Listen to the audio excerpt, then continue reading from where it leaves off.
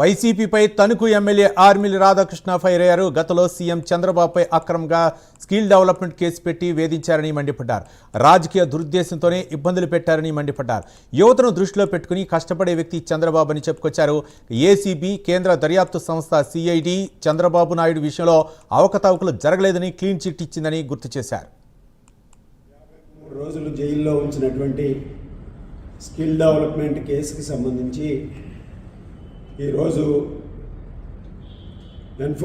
enforcement directorate ED ఏదైతే ఉందో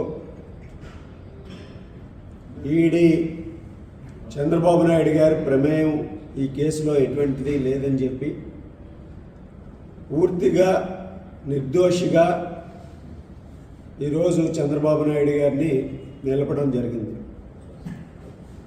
ఆ విధంగా ఆ రోజు వ్యవస్థలను అడ్డం పెట్టుకుని చంద్రబాబు నాయుడు గారిని ఇబ్బంది పెట్టాలి, చంద్రబాబు నాయుడు గారిని